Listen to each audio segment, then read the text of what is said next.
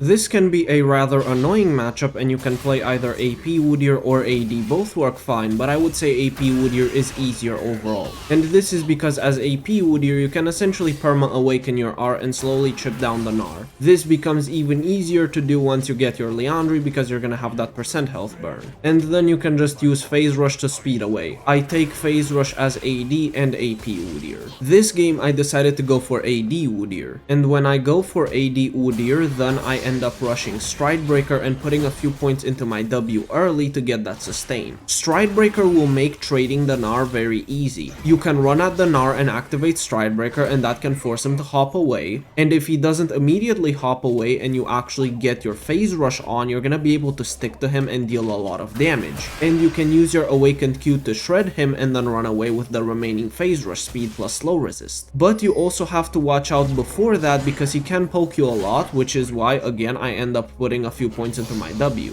Both Mini Gnar and Mega Gnar can be a threat for Udyr, but I would say Mini Gnar is harder to deal with because of his hyper movement speed. The later the game goes, the more movement speed he gets on hyper, so you kinda need to watch out for that because he can chase you down if you're not careful. Mega Gnar is much tankier than Mini Gnar, but at least you can kite Mega Gnar much easier. Whereas with Mini Gnar, if you get tagged by his Q slow and he gets that hyper speed up, you're probably going to die unless you Phase Rush away. But Phase Rush makes it way more playable even before you get your Stride Breaker. He won't really be able to hard engage you unless he super commits to a fight, and even then he's still probably not gonna catch you. As AD Udyr, what I like to do is perma side lane into him and force him to answer me. What you can do is charge at him when he's in his Mini Gnar, use your Awakened Q, and then instantly run away. And that will usually take at least 30% of his health, maybe more if he's isolated. And then you can repeat this trade pattern until he dies. If he doesn't go for a lot of armor, then it can easily take 50 or 60% of his health, even if he's not isolated. In teamfights, Mega Gnar will always beat out AD Udyr because he has a lot of CC and engage setup. So for the most part, you can stick to side lane, get a Hull Breaker, maybe even a Lord Dominic's Regards, and then hyper shred him. You don't need to do this, but in my opinion, it is the best option.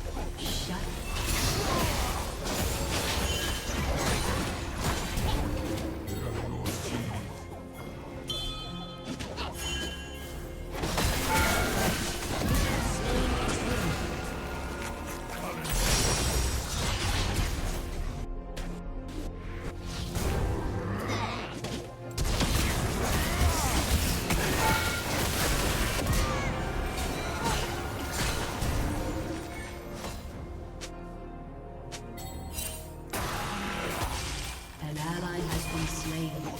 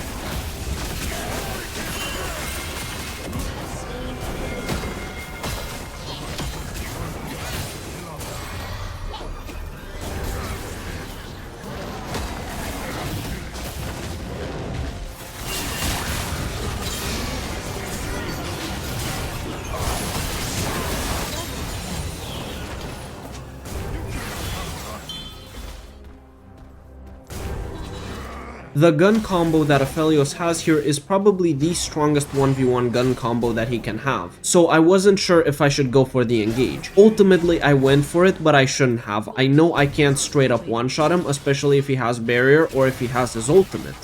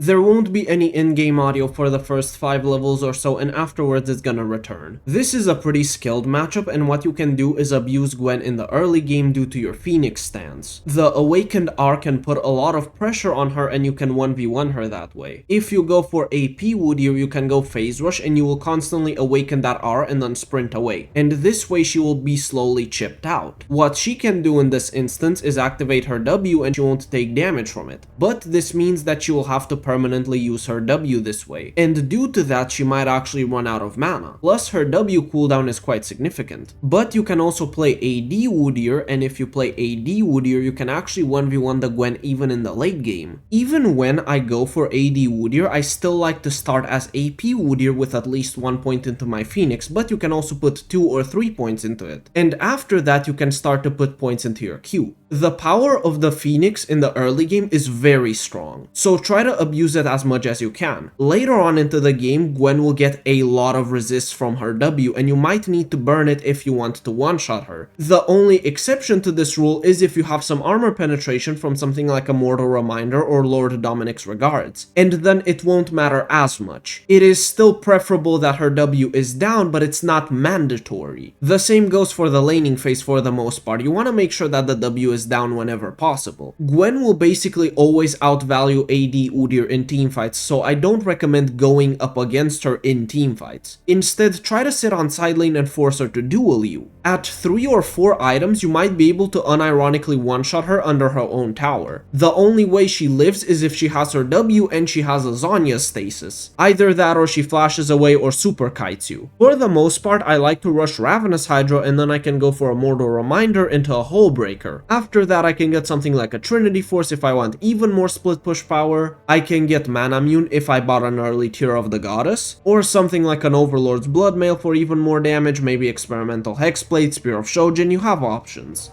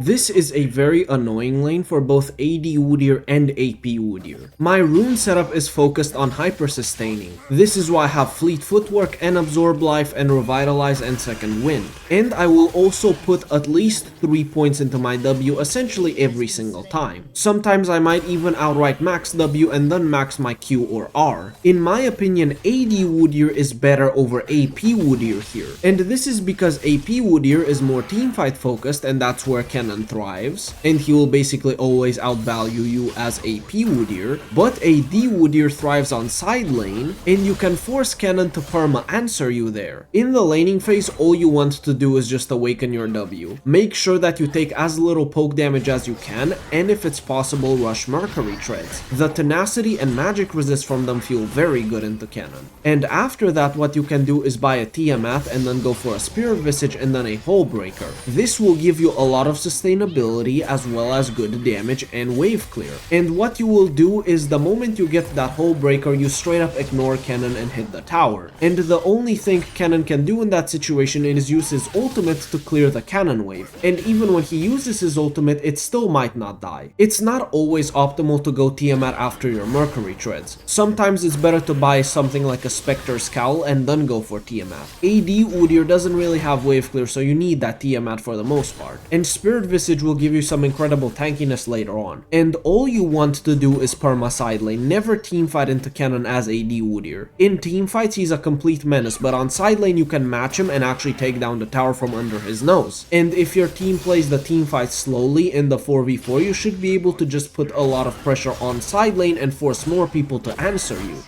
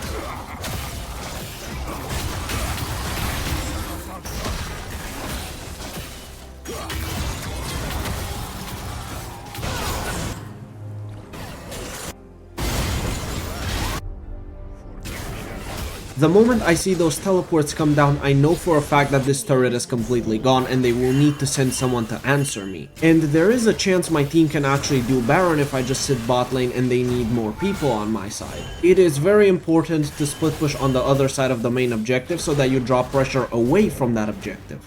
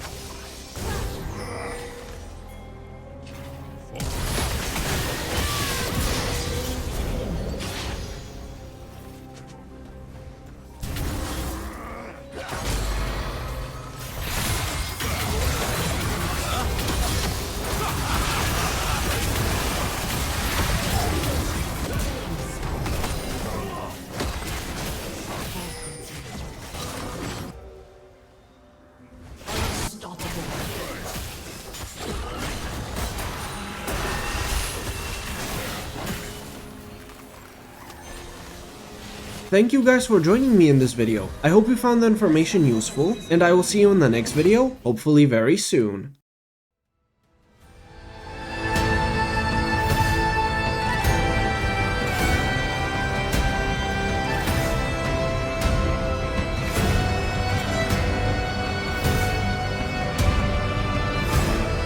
Retreat is not failure. We heal and we try again.